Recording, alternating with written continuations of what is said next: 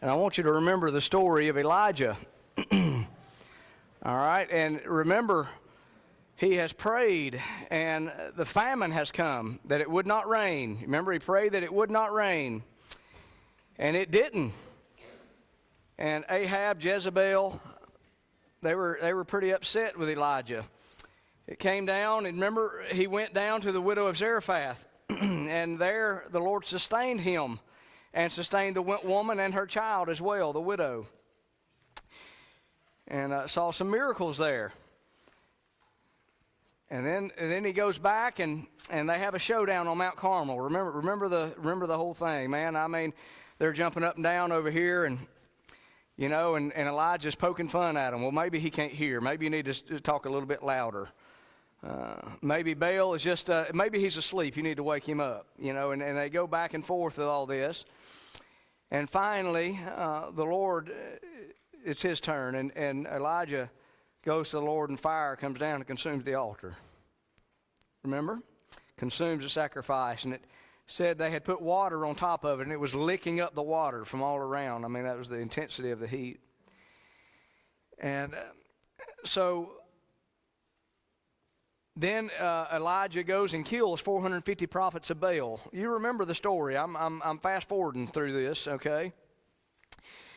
And now he's out in the wilderness,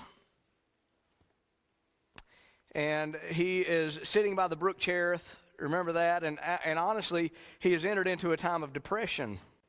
If you go and look at that, and God calls ravens to feed him. They bring him food, and they bring him all sorts of things. And he's got the brook there to keep him going, to give him drink. And so eventually he goes to meet Ahab again. And as a matter of fact, he gets to the point where he wants to die. And he says this, he said, okay, go ahead and take me out, Lord. I mean, my job's done. It's all over. And so with all that in the past, now let's go to 1 Kings, chapter number 19. Begin reading in verse number 12. And it says, and after the earthquake, a fire. Now he begins to hear from the Lord. And the Lord was not in the fire, and after the fire, a still small voice. And it was so, when Elijah heard it, that he wrapped his face in his mantle, and he went out and stood in the entering of the cave. And behold, there came a voice unto him and said, what doest thou here, Elijah? Now remember, he's down in the lowest low. He's been on the mountaintops. He's been calling fire down. I mean, man, he's all sorts of things. And now all of a sudden, Jezebel has sent a letter that she's going to kill him. She's going to hunt him. And now he's in the lowest low. In verse 14, and he said, I have been very jealous for the Lord God of hosts, because the children of Israel have forsaken thy covenant, thrown down thine altars, and slain thy prophets with the sword, and I, even I only am left, and they seek my life to take it away. Now, there's a problem with this. And I want you to notice how many times he uses this word. And look in verse 14, and it says, and he said, what's that next word? I. And then he goes on down, and it says, thrown down the altars and slain thy people with the sword, and I, even I, only am left, and they seek my life to take it away. And the Lord said unto him, go, return on thy way to the wilderness of Damascus, and when thou comest against Hazael to be king over Syria, and Jehu the son of Nimshi also shalt thou anoint to be king over Israel, and Elisha the son of Shaphat of Abel-Meholah shalt thou anoint to be prophet in thy room. And it shall come to pass that him that escapeth the sword of Hazael and Jehu shall Jehu slay, and him that escapeth with the sword of Jehu shall Elisha slay. Yet have I left me 7,000 in Israel, and the knee which have not bowed unto Baal, and every mouth which have not kissed him. So, all right, that's our reading for this morning. And I want us to go through a few things here. And one of the things that, again, I've already emphasized it, he was down in the dumps, right? He thought it was all over. They were hunting for him. And who was in his eyes at this time? I am the only one left. Even I, is the only one. And so here's the thing. He had made himself big in his own eyes. Do you see that? He had made himself big in his own eyes, but at the same time, when we make ourselves big in our own eyes, guess who looks small in our eyes? Who is he speaking with? He's speaking with God. Now look, here's the thing. I'm going to talk about that in just a minute. But so many times we get into a situation, we get into trouble, we get into trials, we get into problems. And look, and our problem seems so big, and our attention resorts to our own personal self, our own things going on. And we lose sight of who God actually is. And he's sitting here, and what Elijah did not get, let's go back, fast forward, let's get backwards a little bit. Who allowed the widow to feed him during the famine? Who orchestrated all that? How did the barrel of barley keep going? How did the cruse of oil keep going? How did the fire come down from heaven and consume that altar? How did it, when he prayed and it did not rain for a period of 3.5 years, who did that? And here we are, and he gets fast forwards a little bit, and he says, man, it's all bad. He's lost his complete focus. He's lost it. And man, I'm going to tell you, his problems seem big, but God's about to show him some things. He's about to show him some things. You ready? Now, He's going to look down in verse, I'll just give you a little bit of it here, but look down in verse 18. Yet have I left me 7,000 in Israel, all the knees which have not bowed unto Baal, and every mouth which have not kissed him. So hold on one second. So when he thinks he's the only one left, he's the only one serving the Lord, he's the only one, he thinks he's the only one, he's the last one. But what does God say? I have resources you don't even know about. I have people you don't even know about. I have power you don't even know about. And I've got 7,000 men in reserve that can take your place and can do what you're doing if you won't look to me. Let me give you 3 points here. All right, 3 points. The first thing here is serving the Lord is personal. Was Elijah a servant of the Lord? Absolutely. Serving the Lord is personal. Now look, was it personal to Elijah? I believe it was. But look, I want you to notice something. God was concerned with what was going on in Elijah's life. Do you believe that? I believe, look, otherwise he wouldn't have caused the ravens to feed him. Otherwise, he wouldn't have met with him in the cave and let him hear that still small voice. Look, the Lord was with him. The Lord cared about him. It was personal. The Lord is personal. And let me say to you that the Lord is concerned about every aspect of your life. It doesn't matter what you're going through. It doesn't matter what you're dealing with. It doesn't matter what problem you face. The Lord is concerned about it. You may think you're the only one dealing with it. That's what Elijah thought, didn't he? He thought he was the only one having to deal with these things. But I want you to know you're not. And the Bible tells us that, look, he will never leave us. He will never forsake us. It doesn't matter what we go through. He's going to be with us no matter where we go and no matter what we're going through. He's promised to do that. Whether our view, Elijah's view, oh, I'm the only one left. It's all about, it's me. Oh. And God says, no. I have resources you don't even know about yet. I have things that you have not seen, that you don't know, that you don't understand, and I'm here and I can take care of that. That's what he's saying. I've got 7,000 others. But serving the Lord is personal. Look what it says in verse number, let me go back to 18, I believe it is. 7,000 Israel, all the knees which have not bowed. Hold on one second. So God knows about 7,000 men, and he knows what their knees are doing. And then it says, have not bowed to Baal, and every mouth which hath not kissed him. He knows what every mouth has done. I want you to think about it. Is God personal? He's personal. He is. By the way, we have verses that he knows every hair of your head. Now, it's not too hard to count mine these days. He knows every hair. Maybe I should change it to hair follicle or something like that. I don't know. But he knows every hair of our head. He knows it. He knows exactly where we are. He knows what goes on in our home. Let me say this. He knows every thought that crosses our mind. As a matter of fact, he knows every word that's come out of our mouth. And the Bible tells us that we will give account of every idle word. That's what the Bible tells us. He knows every thought we have and every action we do. The Bible tells us that the eyes of the Lord are in every place, beholding the evil and the good. That's in Psalms 15. He knows everything there is to know about us.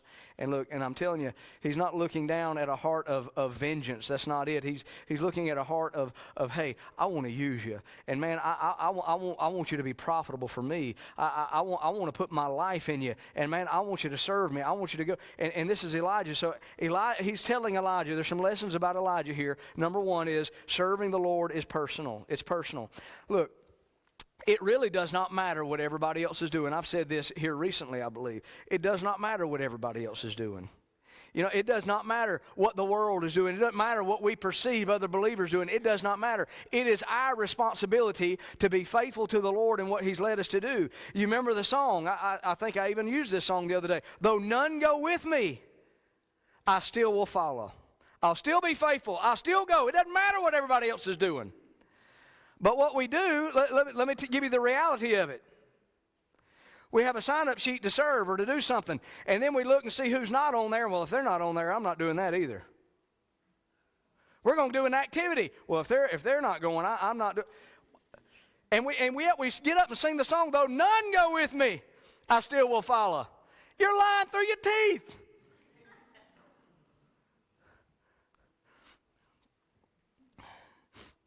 He mentions 3 men here. It's interesting. And again, God's work is personal. It's a personal work. Serving the Lord is personal. He mentions here, look, where's my verse at here? Hazael to be king over Syria. Was God concerned about individuals? I mean, He mentions them by name. Now, Hazael, I just give you a little word. He was a shrewd man, okay? He was very shrewd. It means that when he wanted something, he desired to have something, he wanted something accomplished, he would wait for the opportune moment. And when that opportune moment came available, he jumped on it. He was shrewd. You understand what I'm saying? And then the next guy, Jehu, the son of Nimshi, that shall thou anoint to be king over Israel. Again, he mentions an individual. But this man, Jehu, he was a sudden man. The first one, Hazael, he was a shrewd man. This guy was a sudden man. In other words, he jumped in with 2 feet. He was like a bull in the china shop. If he wanted, he went and got it, and that's just the way he was. And then the next guy, Elisha. Now, I hope you know the story of Elisha. There's a lot written about him in the Word, Elisha. But he was a simple man. You know when Elijah found Elisha, you know what he was doing? He was plowing a field. He was simple. I don't know what aspirations he had for his life, but there he is. He's plowing a field. There's nothing wrong with being a farmer. You understand? There's nothing wrong with that. But here's the thing. You have all 3 of these individuals, and look, he comes to these, he mentions these 3 individuals by name, and they all have different personalities. They all have different traits. They all have different inclinations. They all have all these different things, and yet he wants to use them individually. It doesn't matter. There's a lot of people that say, well, there's nothing in me that God can use. Believe me, if anybody can say that, I can say that. I promise you.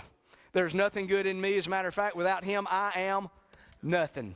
And it says, without me, you can do nothing. That's what it says. So really and truly, I am nothing. And when we come to that conclusion, when Elijah comes to that conclusion, then he's able to be used. You with me? And so when we come to that conclusion, we say, well, there's nothing good in me, and there's nothing that God can use in me. How in the world could He possibly? You're in the right spot. Because that's the person He wants to use, exactly. And He knows you individually. He knows you personally. He knows exactly what you're suited for. Look, He made you. He knows your attitudes. He knows your heart. He knows it all. He knows it's personal. Serving the Lord is personal. He wants to use you individually. And He mentions these 3 men. They all 3 have different personalities. They all 3 have different mindsets. They all 3 come from different backgrounds, but yet He wants to use them for His honor and for His glory. Serving the Lord is personal, but then He is a personal God. But then serving the Lord is also profitable. Now, hold on. Wait a minute, preacher. Profitable? You're talking about getting money. That's not what I'm talking about. I'm not talking about monetary gain. That's not what I'm talking about. I am talking about, have you ever been serving the Lord? You've been serving the Lord for a long time, and you feel like you've witnessed and you've been faithful and you've done it, and you feel like you're getting no traction. You feel like you're getting nowhere. You feel like, man, everything I'm doing, it's all in vain. Is that not how Elijah felt? Man, it's all over. They're hunting my life. I'm the only one left. Man, it's been all in vain. Man calling fire down from heaven, healing the widow's son, watching the cruse of oil and the barrel of barley, watching all that. It's all been in vain. But was it in vain? Now, if you go and study this, and I can't prove this wholeheartedly, but I'm leaning this way. And I want to tell you, when it goes down, he says, I have 7,000 men. How do you think those 7,000 men heard the truth? How do you think that happened? Elijah was the prophet of that age.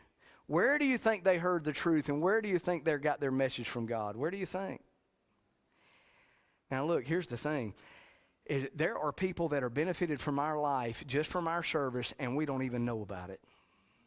Do you realize, I'm going to give you some examples here. I'm going to tell you, sometimes we may have days of visitation. We try to get everybody together and go out and beat the bushes a little bit and knock on doors and, man, be a witness and all this kind of thing. And, man, I have walked up and down this road. I've been up and down Mount Carmel Road. I can't tell you how many times. And I've witnessed and I've talked and I've invited and I've pleaded and I've done all sorts of things. And you know what? And sometimes you may get somebody, okay, I'm going to be there Sunday. And guess what? Guess what happens? You come Sunday and guess what? They're not there. And, man, and I'm going to tell you, if we're not real careful, we get real discouraged, don't we? Man, we get heartbroken. Man, and we do it again. And we go out and we come, man, okay, maybe somebody will be there, but man, somebody will come to know the Lord. And nothing happens. And you know what happens if we're faithful? This is almost without fail. When we have organized a great day of visitation, and we usually do it like Vacation Bible School and things like that, inviting kids and all those kind of things. When we have a big day like that, and you know what, the next Sunday, and man, everybody comes with anticipation because, man, we talked to 1,000 people this week. Man, we're going to, and nobody comes. But then there's somebody that shows up at church, and guess what? And I asked them, well, who talked to you yesterday? What are you talking about? Hey, nobody talked to me yesterday. I just, decided to come to church. What is going on there? What is going on? You know what? All the effort and all the work, God sees all of that. God understands all of that. Look, we're being obedient to His call in our life. We're being obedient to His commands. But look, here's what happens, is sometimes He will give fruit, He will give reward. Sometimes we don't even see where it's coming from. You understand what I'm saying? I mean, He does it. And I've seen it happen time and time and time again. There's been, and I'm not trying to be boastful here, but there's been times in my life, you go through and you wonder, man, what am I doing? Man, there's nothing gets accomplished. Man, what? And you get discouraged, Look, sometimes this is what I do. I'm just being real with you here. All right? Man, I preach and preach and preach and preach and preach. All right? I visit and visit and visit and visit. And I talk and talk and talk. Man, and I try to witness and over and over and over. And I do that. And then you don't. And then all of a sudden, man, we go a few months and we hadn't had a baptism. And I began to pray and I said, Lord, what's going on here? Is it me? Lord, forgive me. Lord, if it's me. Lord, I want to see people come to know you, and this is your work, and man, I'm doing the thing, and then all of a sudden, man, somebody will come out of the woodwork and say, look, I need to talk to you. I've been busy, and all of a sudden, but all this fruit, we never know when that's going to, when the fruit is going to manifest itself. Do you understand? It will be due in His season. We talked about this, I think, recently, in His season. But He rewards faithfulness. Elijah had no idea about the 7,000, but who did? God did. Now here's the thing. We don't always know where God is working and how God is moving in people's lives, but God does. There are people in ministry today. Now look, and I could look back across my life, and I can say, Lord, there's so much time I have wasted, and there's so many things that I should have done, and I wished I could have done, and Lord, I want you to use me, and I want all of that. But there's times, and then every once in a while, do you remember Kenny Ridlin? Anybody remember him? He came and preached for us one Sunday, I think maybe a Sunday morning, Sunday night.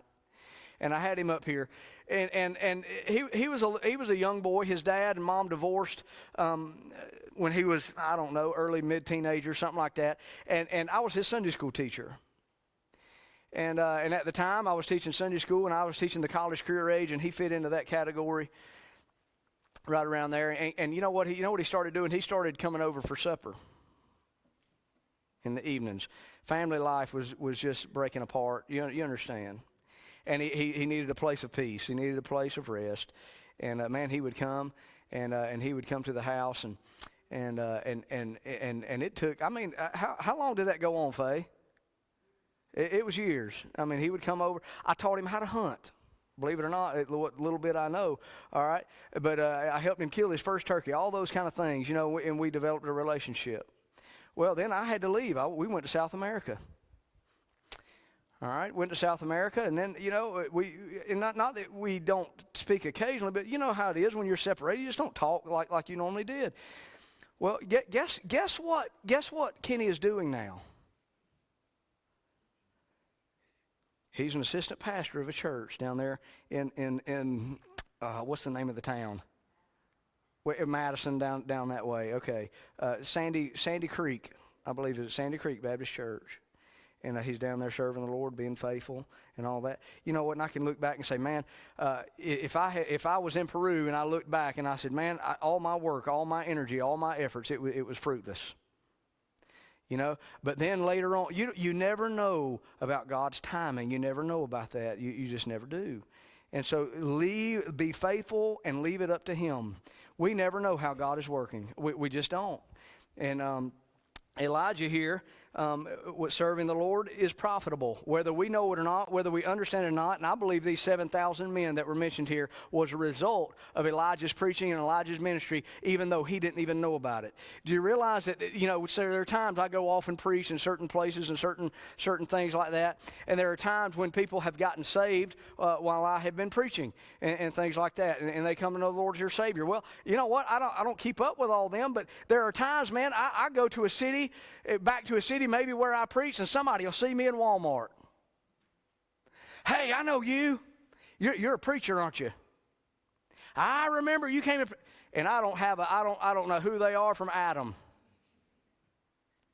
But I'm just saying that, look, being faithful, it is profitable. Being faithful is profitable. Serving the Lord is profitable. Whether Elijah realized it or not, look, the work of the Lord is personal. The work of the Lord is profitable. So I'm just saying to you, even though sometimes you may feel like you're spinning your wheels, nothing's getting accomplished, look, you keep serving the Lord. You keep being faithful. Look, how many of you kept Jordan Lucas in the nursery? Anybody? Anybody kept Jordan Lucas in the nursery? Nobody. You did. All right, look, how many times, ladies, I'm thinking, how many times do you have to change his diaper? Do you remember? You probably don't even remember. How many times do you have to wipe his snotty nose when he was a little boy? I'm picking a little bit. He's down at Blackwood today, all right, teaching Sunday school. All right, I can pick on him. But what is he giving his life to now? And look, those years of being his Sunday school teacher, years of keeping him in the nursery, years of nurturing, years of being faithful, years of loving, look, it pays. It pays. So I'm saying to you, look, you may think that you're spinning your wheels. You may think that you're not gaining any traction. You may think that, man, there's no fruit. Look, be patient. Be patient and continue to be faithful. Serving the Lord is profitable. But let me give you another one. Serving the Lord is powerful. You know that word 7,000, that number. You know what the number 7 is in the Bible? It's the number of completion or perfection, if you would. And then the number of 1,000, it is related to the power of God. I'm going to give you a few of them. What about the 1,000-year reign of Christ? What is that? Is that speaking of the power of God? I believe it is. Now, what about one day with the Lord is as 1,000 years? You remember that day? One day is like 1,000 years. What does that? That mean that God is unfazed by time. Me and you, we like to have push button. Man, we're in a microwave world. We want to have it right then. We want to be able to give the gospel and man, it turn a heart just like that. Look, it takes time. God is not as concerned as time as we are. He's not bound by time. He lives outside of time. But man, we get so frustrated by time. You remember I told you about the sale of my house. You remember that years and years ago, the sale of my house. And man, I wanted to go serve the Lord. I wanted to go preach. I wanted to go be a missionary. I wanted to go do that. Man, I wanted to go. And guess what? I had to stay. Because my house wouldn't sell. And we waited, and I struggled. And finally, the Lord, you know the lesson He gave me. In Habakkuk 2:3, the vision is yet for an appointed time. Time didn't mean anything at that point. All it meant was me waiting on Him and letting Him bring the fruit, letting Him open the doors, letting Him do it. All right, let me give you another one. My eyes are a little bit cloudy here. I'm going to have to... He's unfazed by time. Now, Joshua 23:10, it says this. It says, one man shall chase 1,000. You remember the verse? I hope you remember that. He's talking about, and let me just say, when it comes to the size of the enemy, God is unfazed by it because God is bigger still. It doesn't matter what we face, God is bigger still. My time is almost gone. I got to hurry. You remember the spies went into the land of Canaan. Remember that? There were 12 spies. 10 of them, they had the grasshopper incident, right? Man, we look like grasshoppers. And the other 2 said, hey, we were well able to take it. God is able. Remember? Remember the story. God is unfazed by the size of the enemy. And then in Deuteronomy chapter 1, verse number 10, he's talking about the Abrahamic covenant. He said, I will increase you by 1,000. It's talking about the stars of the heavens and all that. And he's just saying here, I'm going to multiply you like no one else can. And by the way, Moses believed it, and there was no hesitation because of the vision that God, because of his vision of God. And let me just say that when we're talking about God's work is powerful. Look, He's greater. God's work, let me tell you something. God's grace, look, we've already been singing about it a little bit, I think.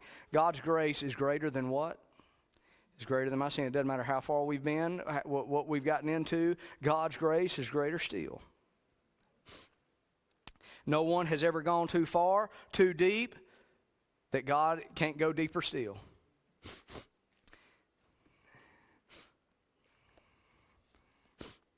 Let me give you, I'll end with this story. There was a man by the name of William Leslie.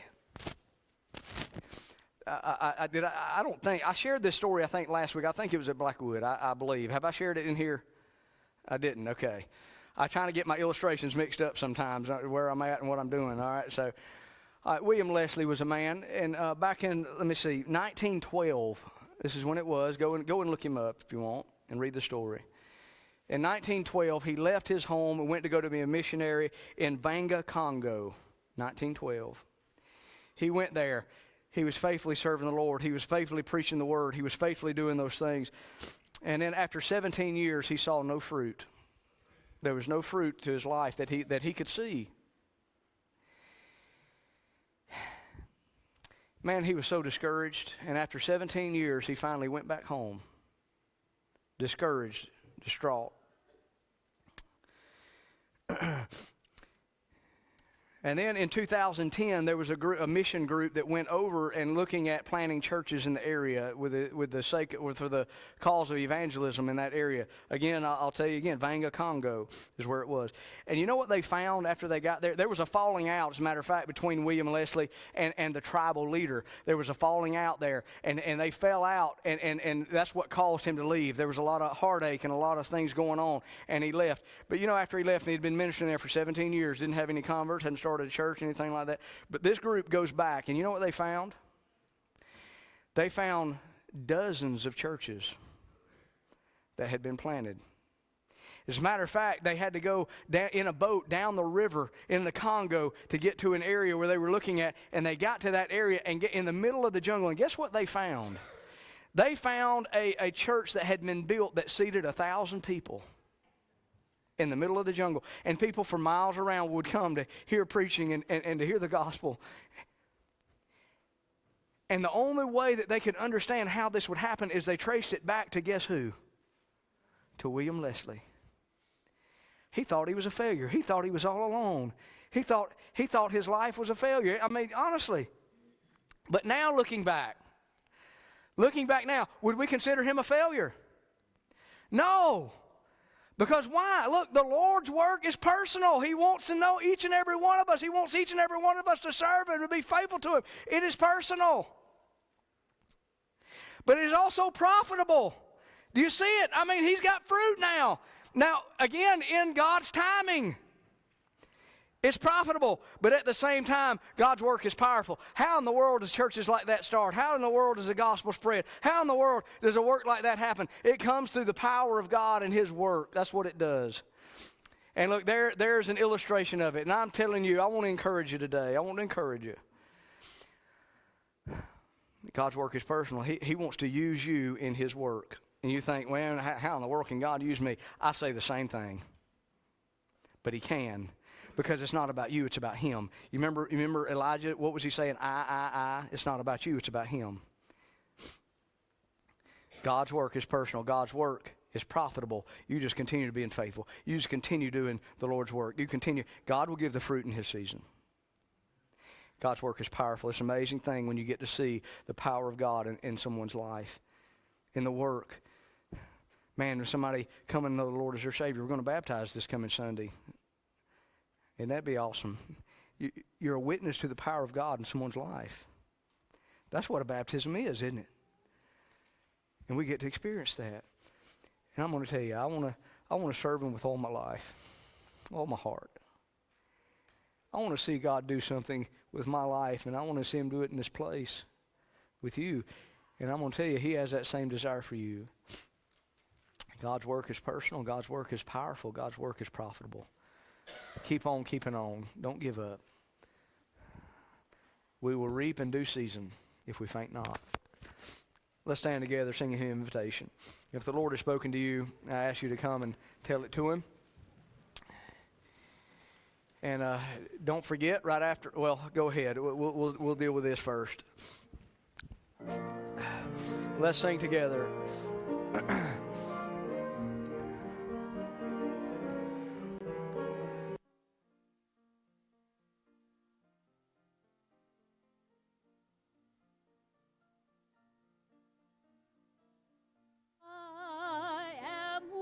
But Thou art strong. Jesus, keep me from all wrong. I'll be satisfied as long as I walk. Let me walk close to Thee,